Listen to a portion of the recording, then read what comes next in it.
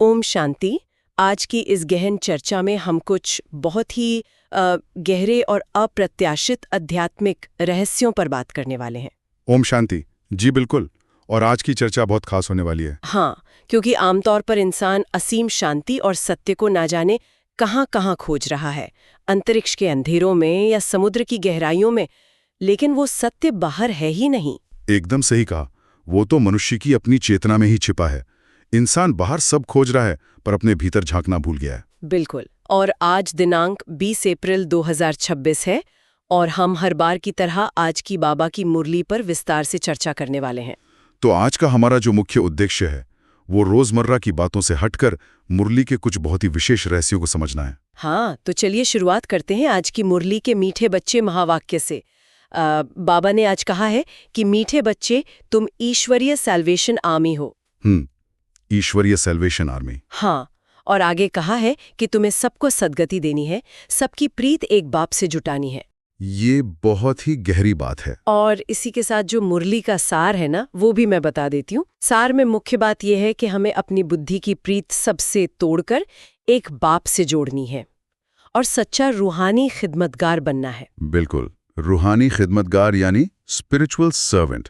आज हम इसी ईश्वरी सैल्वेशन आर्मी का असली मतलब डिकोड करेंगे। तो मतलब हमारी जो ये चर्चा है वो इसी दिशा में आगे बढ़ेगी कि मनुष्य अपनी अक्ल लगा कहाँ रहा है और असल में उसे अपनी अक्ल लगानी कहाँ चाहिए। सही सवाल है। अब देखिए, आज का समाज और विज्ञान कहाँ जा रहा है। वही तो, मतलब अरबों रुपए खर्च करके आकाश और पाताल का अंत खोजने में लगे हैं सब, दूसरे ग्रहों की मिट्टी छान रहे हैं। हाँ, और बाबा ने मुरली में बहुत स्पष्ट कहा है कि ये जो ब्रह्म महत्व है ना, जिसे हम आकाश कहते हैं, इसका कोई अंत नहीं पा सकता। कोई अंत नहीं है। नहीं, इंसान किसी भी यान में बैठकर कितनी भी दूर चला जाए, उसे आकाश ही आकाश मिलेगा। ये एक तरह का विज्ञान का घमंड है। ये बात मुझे एक उदाहरण की याद दिलाती है। ये ऐसा ही है जैसे कोई व्यक्ति अपने घर का नक्शा बनाने में अपनी पूरी जिंदगी लगा दे। अच्छा उदाहरण है ना? वो बस ईंटें गिनता रहे, पर उस घर के अंदर शांति से रहना उसे कभी आए ही ना। एकदम सटीक बात कही आपने। इन बाहरी जानकारियों से आत्मा का क्या कल्याण हुआ? असली अकल तो पूज्य देवता बनने में है, सिर्फ जानकारियां इकट्ठी करने में नहीं। पूज्य देवता बनना मतलब अपने संस्कारों को इतना श्रेष्ठ बनाना कि हम पूज्य बन जाएं? बिल्कुल। समाज किसी को इस बात के लिए पूज्य नहीं मानता कि उसने नए ग्रह की खोज की है। पूज्य तो वो बनता है जो पवित्र होता है। ये सोचने का नजरिया ही बदल देता है। पर मुरली में एक बहुत ही भारी शब्द आया है, ईश्वरीय सैल्वेशन आर्मी। हाँ, गॉडली सैल्वेशन आर्मी। हम सबने दुनियावी सेनाओं के बारे में तो सुना है, जो सीमाओं पर रक्षा करती हैं, लेकिन इस रूहानी सेना का कंसेप्ट क्या है? दुनिया की सेनाएं भौतिक शरीरों की रक्षा करती हैं और कई बार विनाश का कारण भी बनती हैं।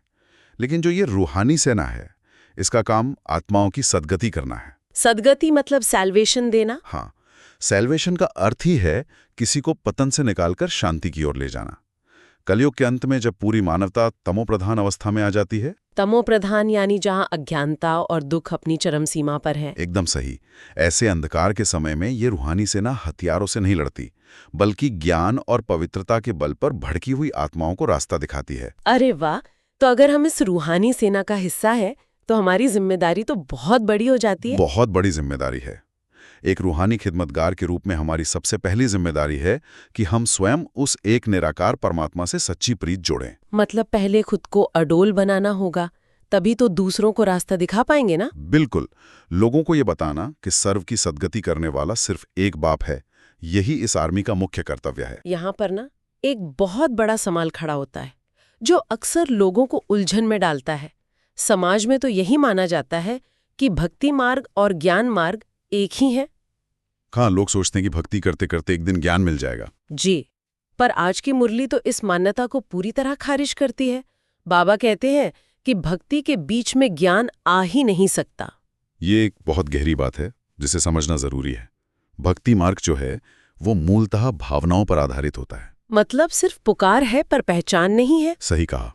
इंसान दुखों से घबराकर परमात्मा को पुकारता है, पर सत्य की यथार्थ पहचान नहीं होती। वो गाते हैं कि और संग तोड़ हम तुम संग जोड़ें, पर वो तुम कौन है ये नहीं पता होता। बिल्कुल नहीं पता होता। और इसी वजह से इंसान लंबे समय तक तीर्थों पर भटकता है, कर्मकांड करता है और एक समय के बाद ये सारी भक्ति इंसान को थका देती है। थका देती है, हाँ, जैसे मेलों में लाखों की भीड़ होती है और लोग धक्के खाते हैं। वही तो, जबकि ज्ञान मार्ग में कोई भटकाव नहीं है। ये आत्मा को सीधा ईश्वरीय वर्षा यानी स्वर्ग की बादशाही दिलाता है। पर फिर कई लोग ऐसा भी तो कह सकते हैं कि जैसे मीराबाई थीं, उन्होंने श्री कृष्ण से इतनी सच्ची प्रीत जोड़ी थी, तो क्या वो गलत था? नहीं बाबा, ये नहीं कहते कि भक्ति का कोई फल नहीं मिलता। मुरली में स्पष्ट है कि मीरा ने श्री कृष्ण से जो प्रीत जोड़ी, उसका फल उन्हें जरूर मिलता है। तो फिर अंतर क्या हुआ? अंतर ये है कि श्री कृष्ण की अपनी महिमा है, वो सतयुग के राजकुमार हैं, लेकिन वो भी जन्म मरण के चक्र में आते हैं। अच्छा, यानी वो सर्व की सद्गति नहीं कर सकते। बिल्कुल नहीं। कलयुग के अंत में जब पूरी सृष्टि तमो प्रधान है, तब कोई भी देहधारी आत्मा ये काम नहीं कर सकती। ऊंचते ऊंच वर्षा तो केवल परमपिता परमात्मा शिव ही दे सकते हैं, जो जन्म मरण से मुक्त हैं। ये तर्क तो एकदम स्पष्ट है। मीराबाई की भावना सच्ची थी, पर वो ज्ञान नहीं था जो आत्मा को जन्म मरण से पार ले जाए। और यही वजह है कि ज्ञान मार्ग आत्मा को शीतलता देता है, बिना भटकाव के सीधा संबंध एक बाप से जुड़ जाता है। अब जब हम इस सत्य को समझते हैं तो लगता है कि ये दुनिया तक पहुंचना कितना जरूरी है। पर मुरली में एक प्रैक्टिकल दिक्कत की भी बात की गई है। भाषाओं का झंझट। हाँ, दुनिया में इतनी सारी भाषाएं हैं, तो सिर्फ बोलकर ये ज्ञान समझाना तो बहुत मुश्किल है। इसीलिए चित्रों और प्रदर्शनियों की बात आई है ना। बिल्कुल। चित्रों का जो मनोविज्ञान है वो बहुत शक्तिशाली होता है। भाषा भले अलग हो, पर एक विजुअल का प्रभाव सब पर समान पड़ता है। जैसे सृष्टि चक्र का गोला या कल्प वृक्ष का चित्र। हाँ, वो बिना कुछ कहे पूरा इतिहास और भविष्य स्पष्ट कर देते हैं। और इसी दौरान मुरली में एक बहुत ही खास और अलग बात पर जोर दिया गया है, जो शायद दुनिया में कोई नहीं जानता। कौन सी बात? राधे कृष्ण और लक्ष्मी नारायण के राजघराने की बात। हम मंदिरों में देखते हैं कि राधे कृष्ण को राजमुकुट पहनाया जाता है। हाँ, हमेशा मुकुट पहने ही दिखते हैं वो। लेकिन असलियत में राधे कृष्ण राजधानी चलाते ही नहीं है। राजधानी हमेशा लक्ष्मी नारायण की होती है।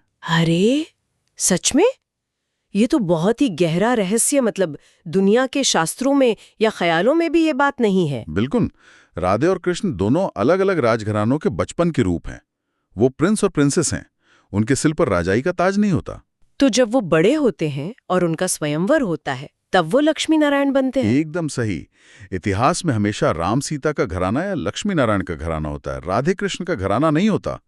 इंसान की भावनाओं ने उन्हें ताज पहना दिया। ये दिखाता है कि जब इंसान सिर्फ भावना के आधार पर चलता है, तो ऐतिहासिक सत्य कहीं पीछे छूट जाता है। और इसी सत्य का एक और हिस्सा है ये 5000 वर्ष का सृष्टि चक्र।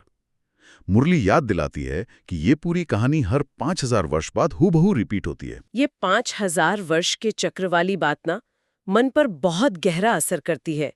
जब हम ये याद रखते हैं कि जो आज हो रहा है वो ठीक 5000 वर्ष पहले भी हुआ था, तो अंदर का सारा डर और चिंता खत्म हो जाती है। हाँ, इंसान की अवस्था कितनी खुशमिजाज और अडोल हो जाती है। मतलब कोई भी परिस्थिति आए, हम उसे साक्षी होकर देख सकते हैं। इसे ही तो ज्ञान को प्रैक्टिकल जीवन में उतारना कहते हैं। सब कुछ एक बना बनाया अविनाशी नाटक है। अब नाटक की बात आई है तो एक सवाल और उठता है मुरली से, प्रलय और मूल वतन के बारे में। 3 लोकों का रहस्य। हाँ, इंसान विज्ञान के घमंड में एरोप्लेन से ऊपर जाकर सब कुछ खोजना चाहता है, पर ऊपर तो सिर्फ आकाश है।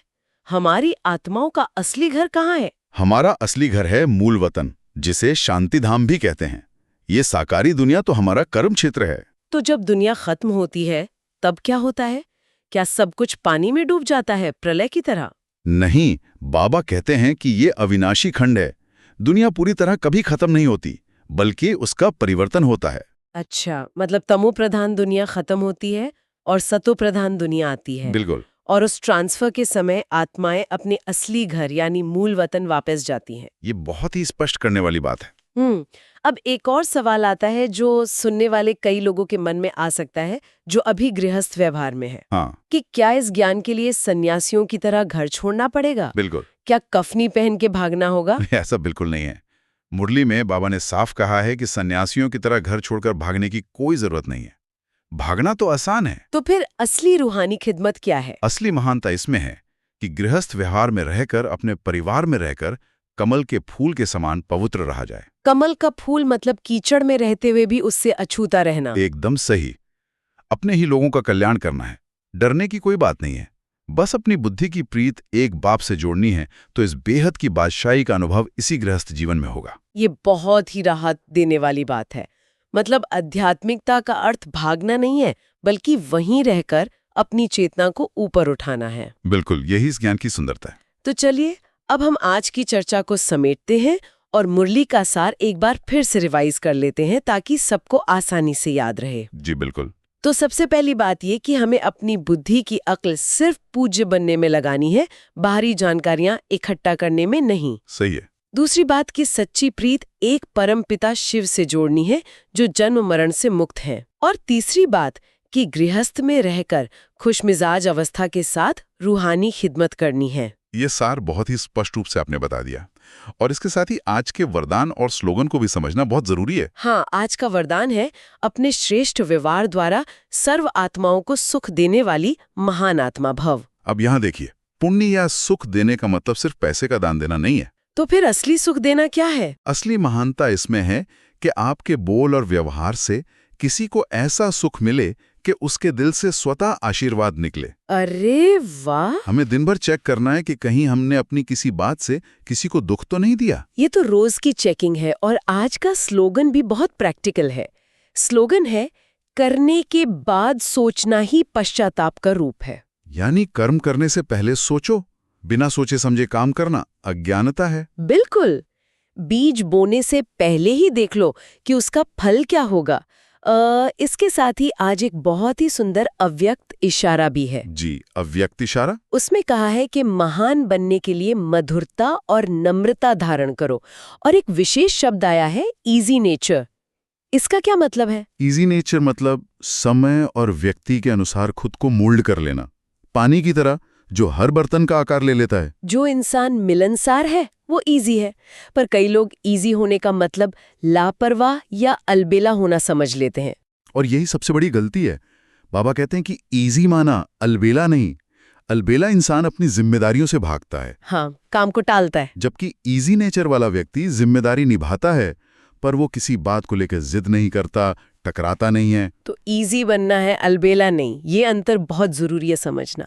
और इसी के साथ हमें गहरे विचार के साथ इस चर्चा का समापन करते हैं। बिल्कुल। आज पूरे दिन अपने आप से ये सवाल जरूर पूछिएगा, क्या मेरा व्यवहार सच में इजी यानी सहज है जो दूसरों को सुख दे रहा है, या मैं सिर्फ अलबेला होकर अपनी जिम्मेदारियों से बच रही हूँ? ये बहुत ही बढ़िया आत्मचिंतन का विषय है। जी, आशा है आज की इस गहन चर्चा से सभी को कुछ नए दृष्टिकोण मिले होंगे।